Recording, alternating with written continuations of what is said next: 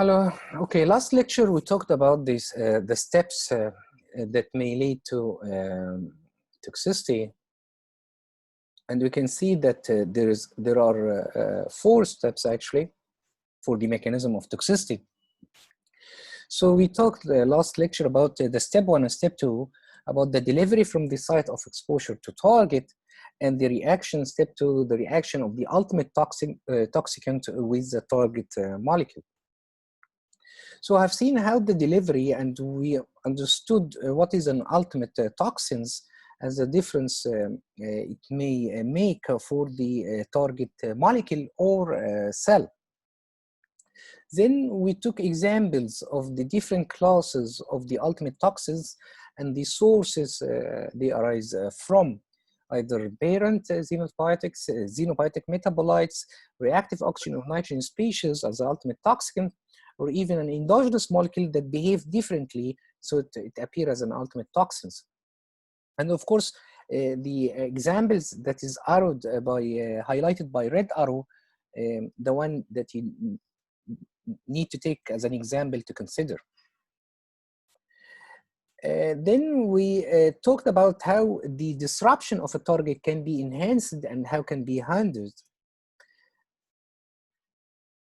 Then we summarized the previous slide in this slide, and then we moved on to the second step, the reaction of the ultimate toxin, and we understood that there are 3 attributes of that reactions.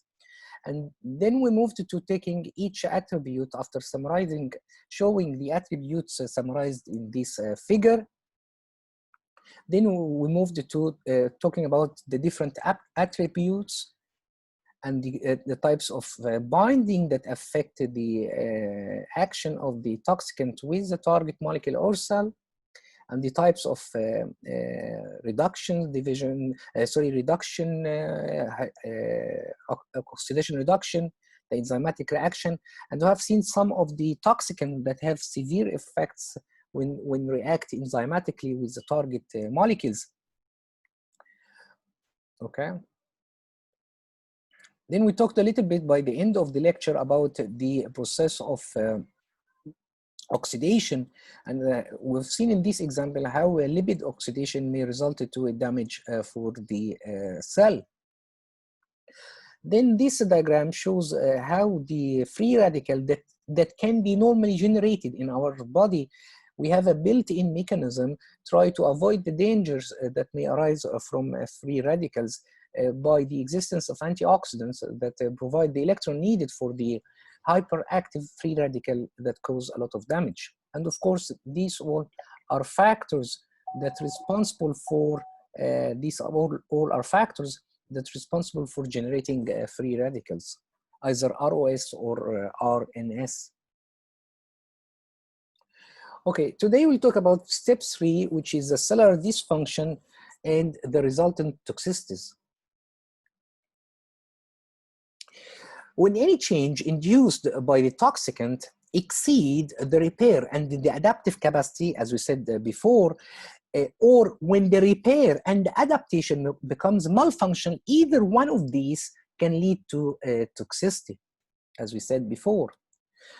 So the nature of the first or the primary cellular dysfunction caused by the toxins actually depend on the role of the target molecule affected. So that's mean how much big is the function of the target molecule? Is it systemic or it's local? It's affecting one organ or affecting a system. So the nature of this dysfunction obviously will depend on the function of the target molecule affected. So the target molecule may be involved in cellular regulation, like signaling. So their dysregulation may lead to dysregulation in gene expression or dysregulation of a momentary cellular function. However, if the target molecule is involved predominantly in cell internal maintenance, like systemic, like actin for, like the polymerization of actin in cell division, something big, the resulting dysfunction can lead to cell death. If the reaction of the toxin is with target serving external functions for the target, this can influence the operation of other cells. So here, the dysfunction may arise in one cell, and since this protein, for instance, let's talk about hormone, if the dysfunction arises and the target was hormone, its effect will be exerted on another location external to the site of the damage. So let's see here how the role of the target molecule is associated with the dysfunction in cells. So the target molecule is the initial cause which lead to either dysregulation in the cell regulation mechanism, signaling mechanism, or in the cell maintenance. And of course, the dysregulation in cell regulation mechanism may lead to dysregulation in the gene expression or dysregulation of already ongoing cell function. The dysregulation in gene expression is considered to be very severe because it can lead to neoplasm, teratogenesis, apoptosis, protein synthesis dysfunction. While on ongoing function, it's another major cause that may lead to inappropriate neuromuscular activity, convolution, spasms, necrosis, paralysis. While if the effect of the target on the cell maintenance, it will affect either internal maintenance or external maintenance. For internal maintenance, it may affect a lot of processes that occur internally inside the cells that will ultimately lead to cell injury and death. While for external maintenance, the function may lead, for example, it may lead to hemostasis or bleeding.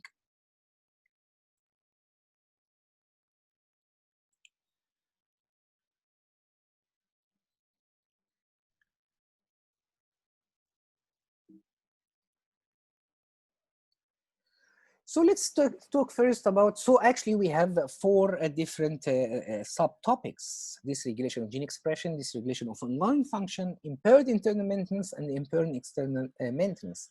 So let's talk first on the cellular dysregulation.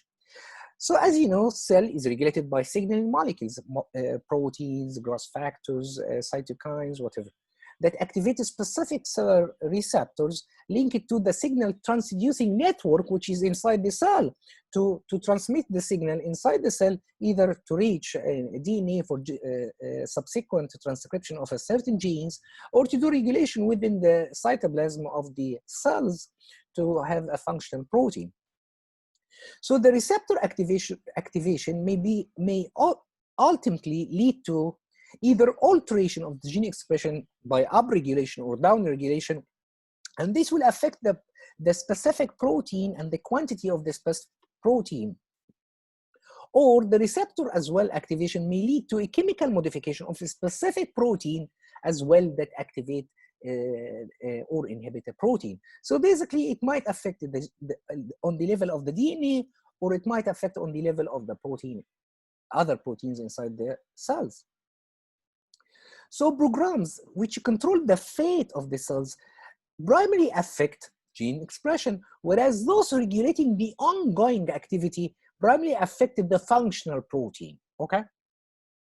However, one signal often have the both responses, because actually the signaling network inside our cells are very interconnected. So basically you need one toxicant, and it can have its effect on both levels, on the DNA and on the proteins already in the cytoplasm. So for this regulation of gene expression, it may occur at the element, to summarize, at the element that are directly responsible for transcription, or the component of the intracellular signaling pathways that conveys the signal from the plasma membrane until reaching the DNA for expression, or can occur on the synthesis or storage or release of extracellular signaling molecules. For example, like a hormone, it may affect the release, the storage, or the synthesis of that hormone. So it's the extracellular signaling molecule. If we talk about the dysregulation of transcription, it is the transcription of genetic information, as you all know, is transcribing the information from DNA to RNA. And this, of course, is controlled by transcription factor and the promoter regions of the genes. By binding to nucleotide sequence in this region, the TFs are activated to facilitate the pre-initiation complex, and so initiating transcription of specific genes or the adjacent gene. xenobiotics may interact with transcription factor. And actually transcription factor may interact with the promoter, or xenobiotics may interact with the promoter itself. This will dysregulate transcription because it will inhibit maybe the binding of RNA polymerase. So dysregulation can occur by chemical acting through ligand-activated transcription factors. Several already endogenous compounds, such as hormones and the vitamins, example retinoids and vitamin D, influence gene expression by binding to and activating transcription factors. So these xenobiotics, this big class of toxicant, may mimic the natural ligands. For example, fibric acid type lipid lowering drugs, it's a type of drugs that lower the lipid, can substitute for the polyunsaturated fatty acid as ligand for the PPR alpha, pyroxene proliferator activator receptors.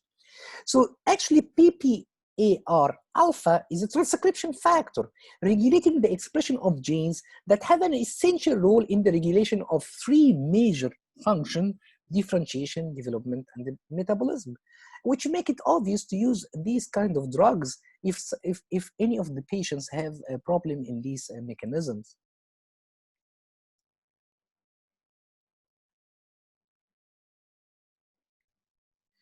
So this fibric acid type lipid lowering drug is one of the example of xenobiotics that may mimic the natural ligand.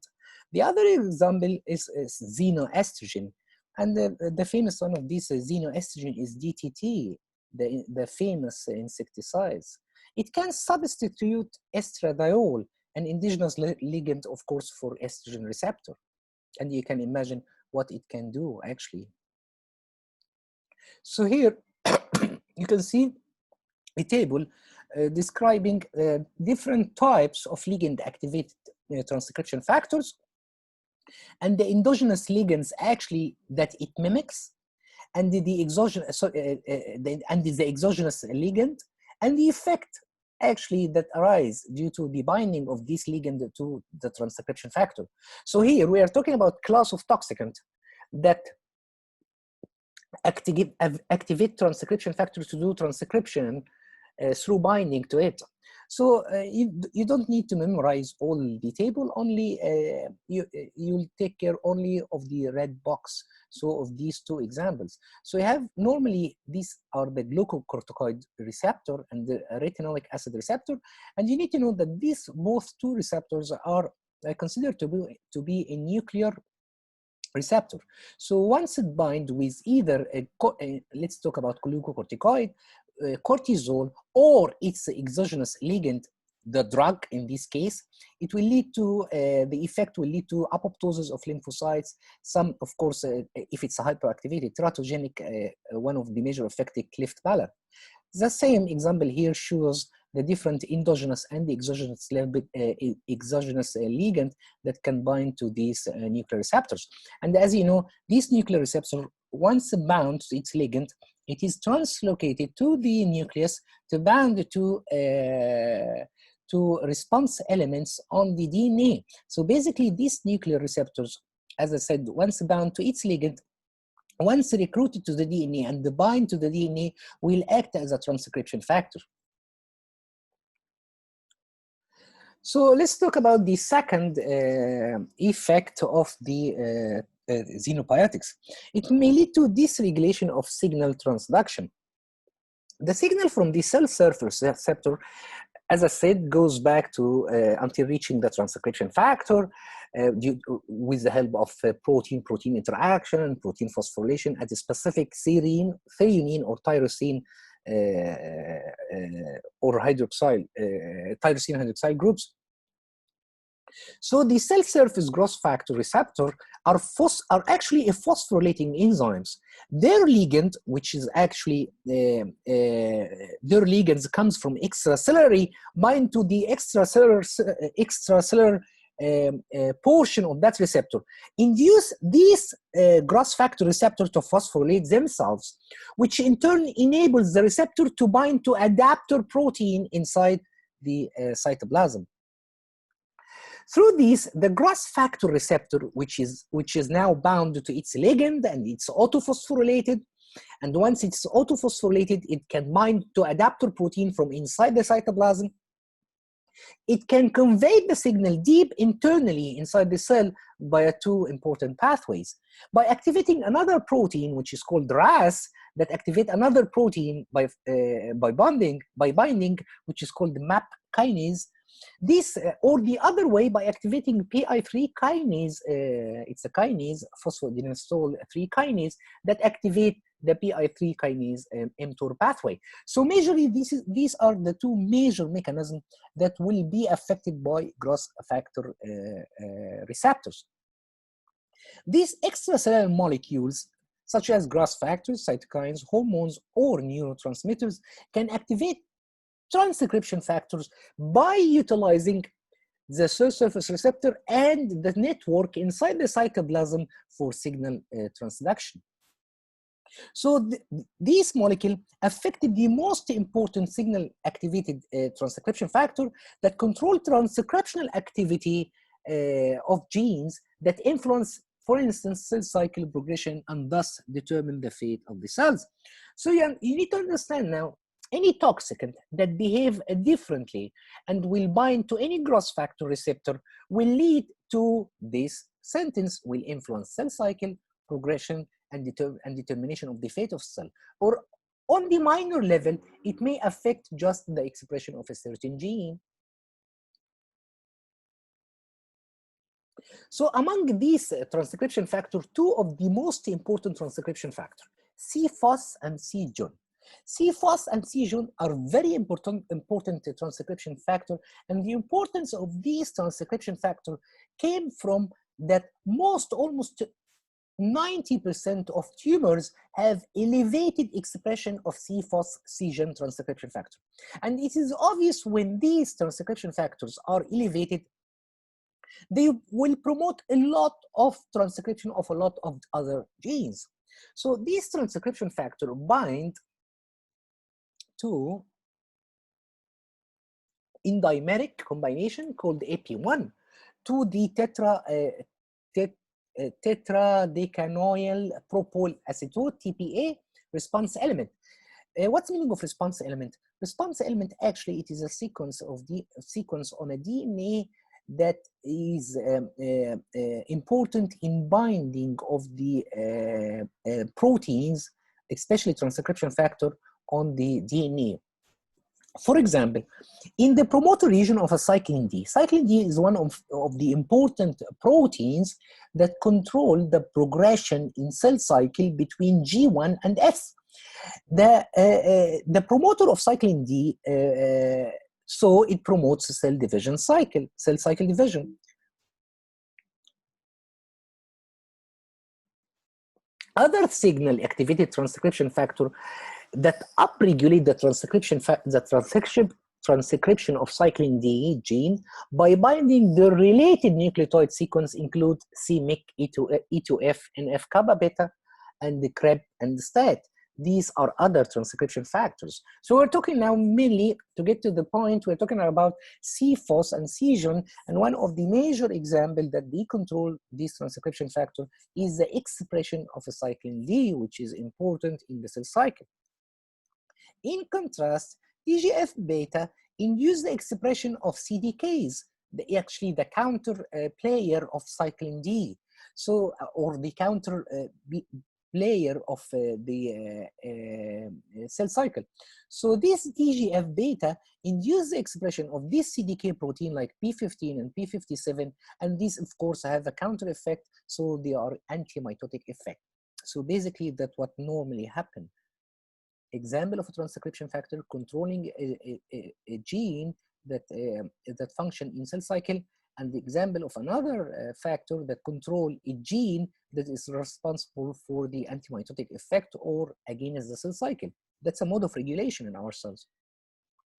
Chemicals, when it interferes may cause abnormal signal transduction in a number of ways. Most by altering protein phosphorylation, because this cascade of reaction actually move majorly by phosphorylation. It as well may interfere with the GTP activity of G protein, RAS. And if you remember, RAS is one of the ways that is used to convey or transfer the signal from outside to inside of the cytoplasm by disrupting normal protein-protein interaction. Of course, that's obvious, because any kinase to phosphorylate a substrate, it needs to interact with it first. So if this chemical will interfere with this interaction, there will be no phosphorylation, and hence there will be dysregulation of signal transduction. Also, chemical may alter the synthesis or degradation of signaling protein, and this for sure will affect the signal transduction.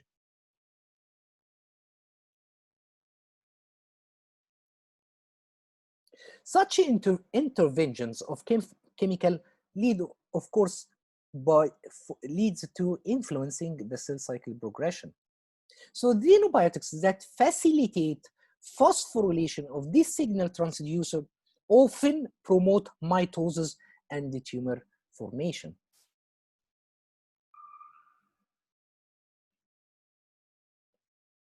So here you can see from this simplified figure, yes, it is simplified because signaling transduction from the cell membrane above to up to the level of the DNA is highly complicated than this structure. So this figure shows 8 different classes of ligands. You can say 8 different classes of ligands. And you can see a network that it is interconnected in the cytoplasm, finally reaching to the DNA where different classes of transcription factors affect the DNA activity and gene expression, all of these classes lead to either two phases, as either cell cycle arrest and apoptosis, or cell cycle progression or mitosis. Of course, this figure shows normally what's happening.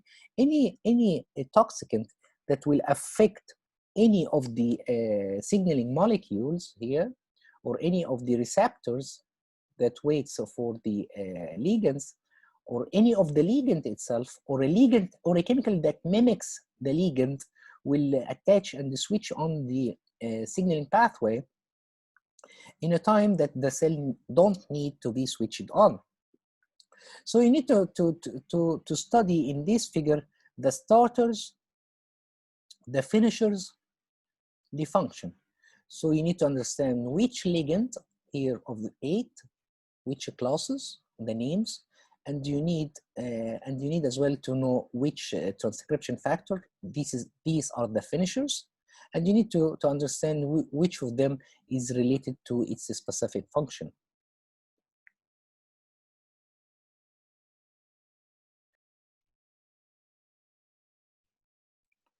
So what about the third case, the dysregulation? So hormones of the for example, hormones of the anterior pituitary gland, we'll see now how this dysregulation may affect an extracellular signaling.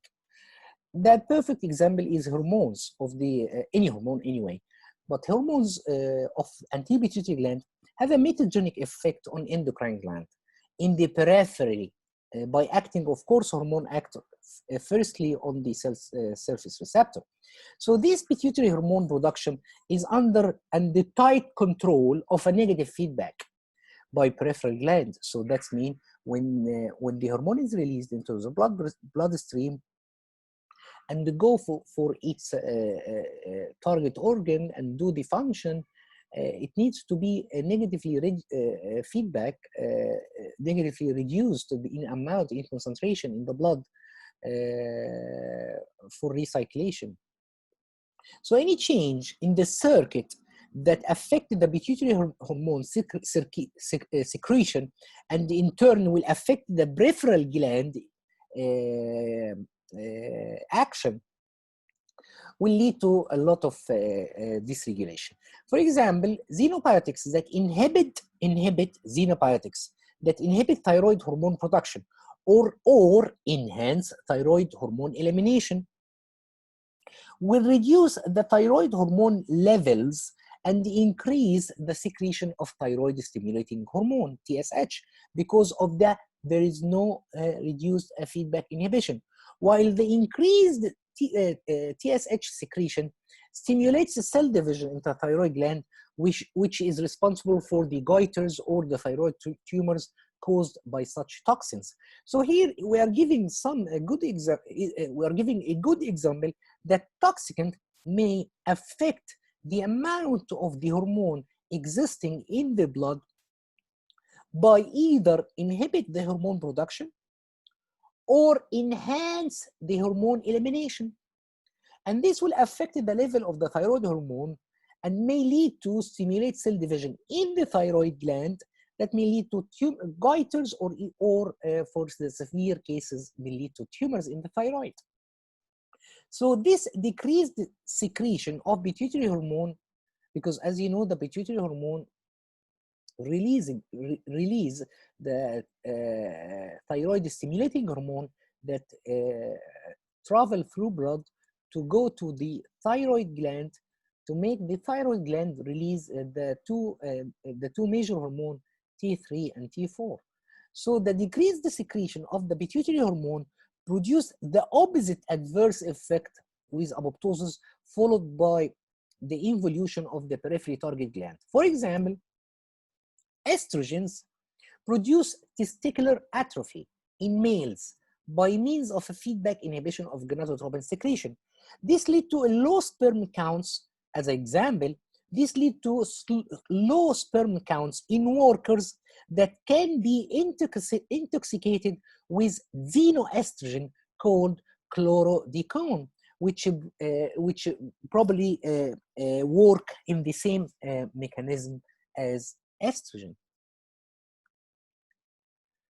So what about dysregulation of ongoing cellular activity? So ongoing control of a specialized cell is exerted by signaling molecules acting on membrane receptor that transduce signal by either regulating calcium entry into the cytoplasm or the stimulating the enzymatic formation of intracellular second messengers. The calcium or other second messenger alter the phosphorylation of function protein. They will change their activity, and in turn they will change their cellular function, and almost instantly, because calcium have a very severe effect and momentum effect. For the dysregulation of electrically excitable cells, there are many xenobiotics can influence the activity in excitable cells like neurons, like skeletal, cardiac, smooth muscles.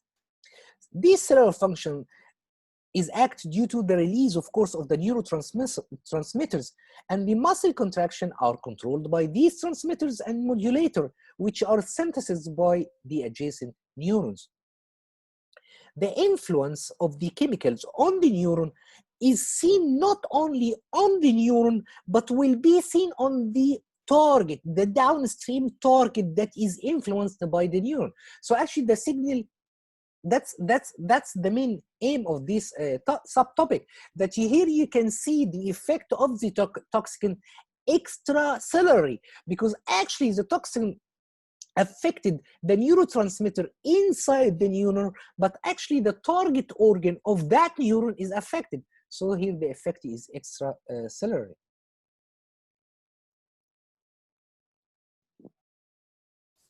So as we said, the chemical could induce a change in the neuron, but the effect can be seen extracellularly. And this will explain how the dysregulation by the toxin may affect the extracellular function on the primary target cell or gland that is affected by the neuron. So let's have some example. A tetrodotoxin, let's see some examples.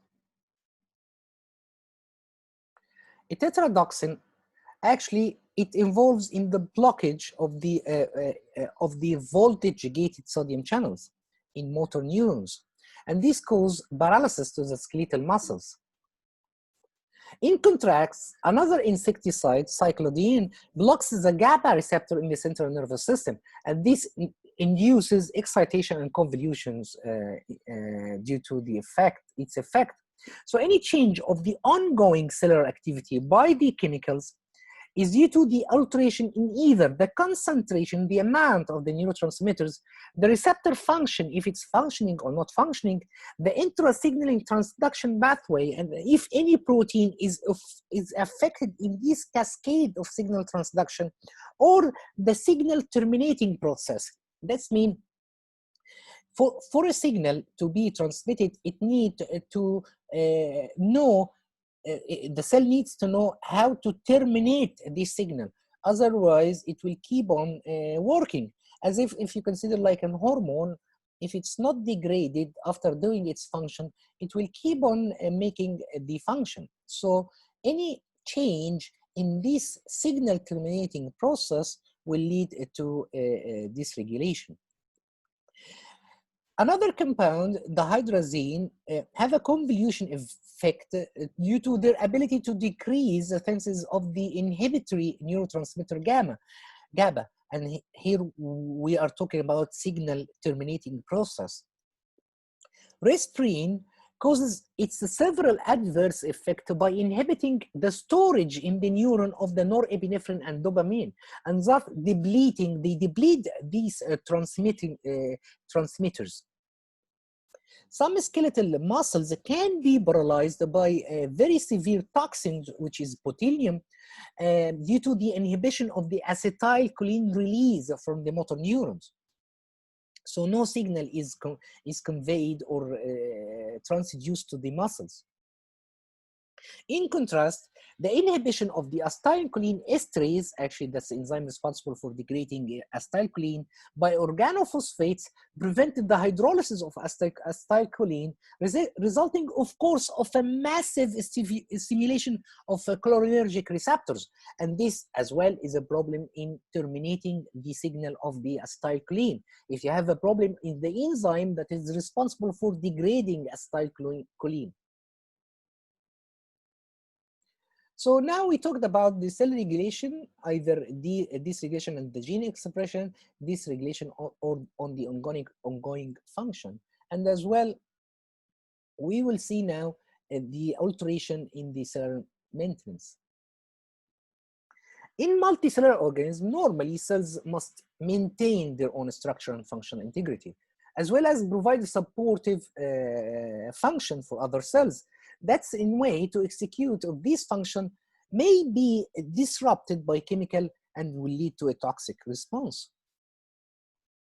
The impairment of this cellular maintenance, let's talk about the mechanism of cell death. For survival, all cells must synthesize and make endogenous molecule, assemble these complex, macrocomplex, membrane, and cell organelles, and they maintain the environment internally, and they produce energy for operation, fuel.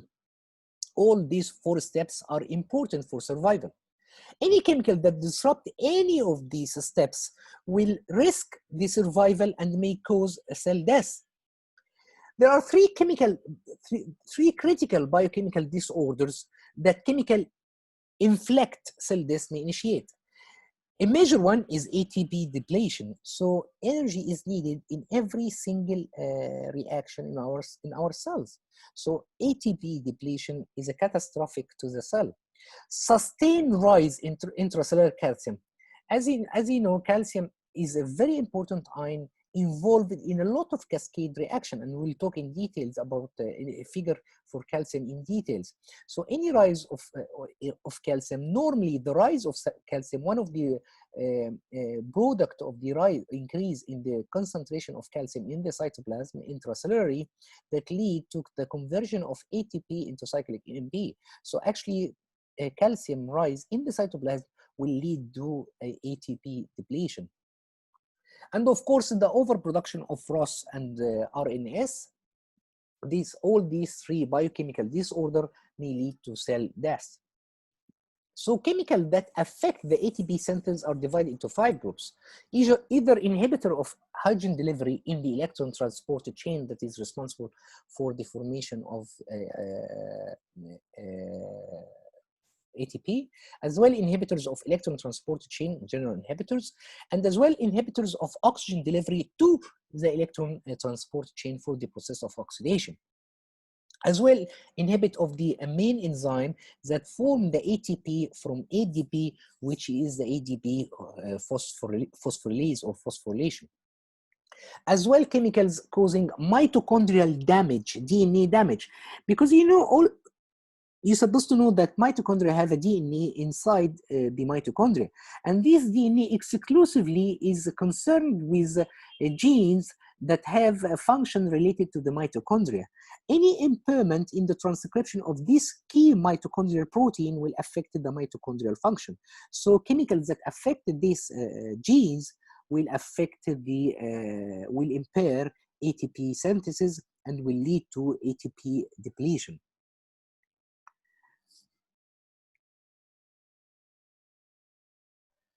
Okay, now let's see how the elevation of calcium is very harmful for the cell. So the sustained level elevation, and here we are talking about intracellular calcium. What I mean by intracellular calcium, that calcium normally stored in the endoplasmic reticulum of cells, of our cells. Once it is needed, it is recruited from the endoplasmic reticulum to go into the cytoplasm for activating signaling cascade. So once it is elevated in the cytoplasm, it has major effects. So it will deplete energy reserve because it will consume ATP in the process of formation of cyclic AMP. It will dysfunction of the microfilaments, it will activate hydraulic enzymes, and it will generate ROS and RNS.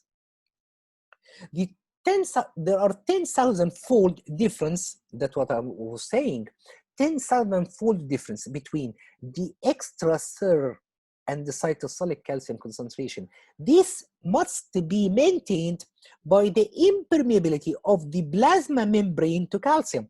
So calcium had to be tightly controlled. You can see the difference in concentration between extracellular and the cytosolic, 10-fold increase outside from the cytoplasm. That reflects how important calcium to be at control level inside the cytoplasm. And this controlled by impermeability and the transport mechanism that always remove calcium from the cytoplasm if it's get higher in concentration. The agent that cause any sustained elevation of calcium, systolic calcium, could be chemicals that induce the calcium influx into the cytoplasm, or chemicals that inhibit the calcium export from the cytoplasm. So you can see here, this type of chemical affect the mode of regulation of the concentration of the calcium inside the cytoplasm. As well, other 4 mechanisms for the elimination of calcium from the cytoplasm. There are 4 mechanisms. 2 of them are calcium ATPase mediating pumping into the extracellular space and into the endoplasmic reticulum. So you can understand now, it's the main aim of these 2 mechanisms is to remove the calcium from the cytoplasm, either by throwing it outside to the extracellular space or storing it internally in the endoplasmic reticulum. The other 2 mechanism is categorized as ion gradient driven transport, in which the extracellular space is controlled by something called exchanger. So it's a double ion exchanger, calcium sodium, the exchange. And the mitochondria as well have a calcium uniporter that it can take up calcium from the cytoplasm. So you can see here in this figure, you can see it summarizes all the mechanism it is used for the elimination of the calcium of the cytoplasm. It will give you the impression of how important to regulate the amount of calcium in the cytoplasm. So you have either ATP active transport that removes the calcium from the cytoplasm to outside. In the second mechanism, you have active transport as well that remove the calcium into the endoplasmic reticulum. You have in the third mechanism exchanger, calcium sodium exchanger, that exchange calcium out for the internalization of sodium. And you have as well calcium uniporter on the mitochondria that internalize calcium from the cytoplasm to the mitochondria. The main aim of this four mechanism is to control and to tightly regulate the amount of calcium in the cytoplasm. And you can see how much difference between the calcium outside and how should the calcium the concentration should be inside the cell.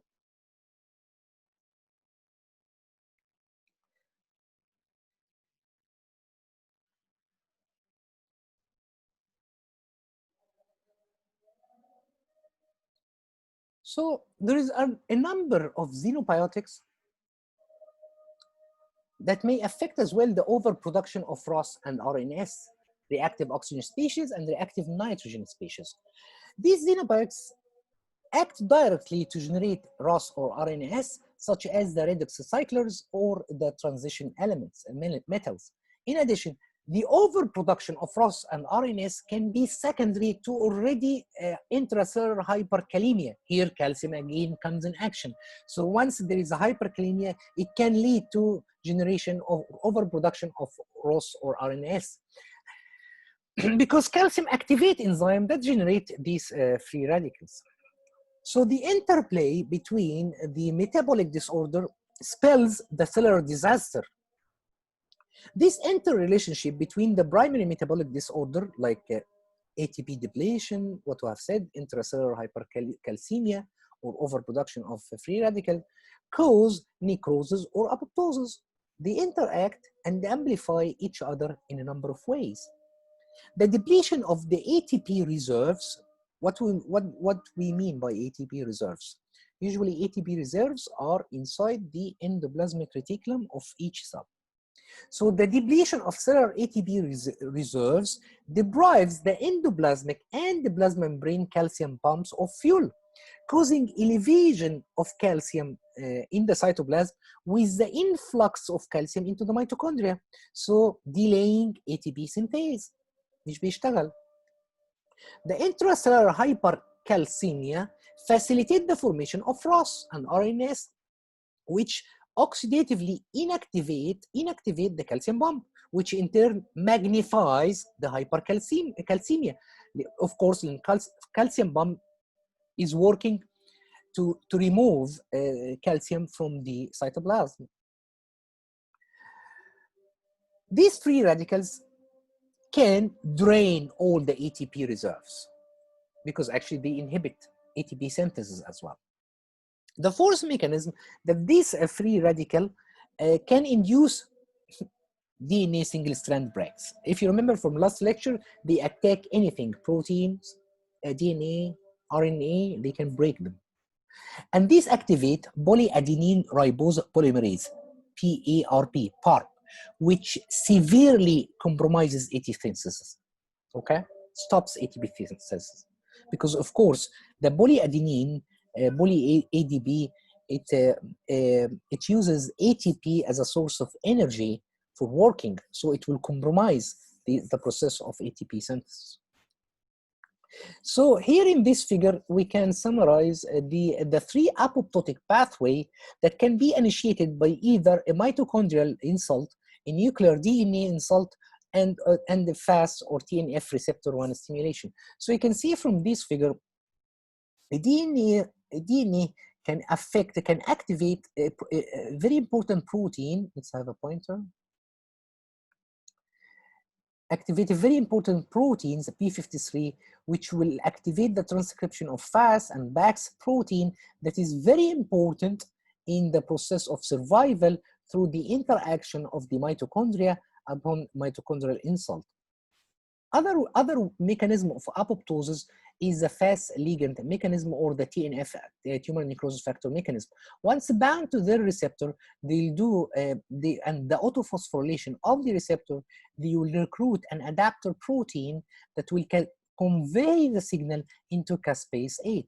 So you can see that caspase 8 can get the signal either from the FAS signaling pathway or the TNF signaling pathway. As well, the signal can come from as a result of mitochondrial insult to activate caspase 9. These caspase 8 and 9, actually they are initiator caspases that upon the action of this protein, the primordial caspase 3, which is cleaved to C3A and C3B, upon cleavage of these caspases and the effector caspases, this will lead to hydrolysis of some of the specific cellular protein that interfere with survival, which lead to apoptosis. So here this figure summarize the two major insults that can lead to apoptosis in the cell. And as you know, apoptosis is a general mechanism in our body for programming cell death and for removing any cell that behave abnormally.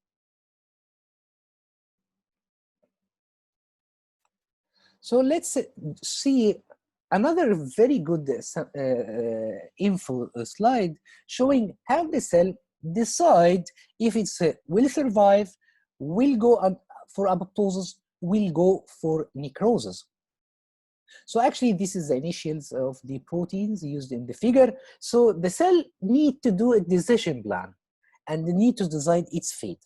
We have three different insults, either mitochondrial insult, DNA damage, or death receptor stimulation, like the FAS, something we have just described.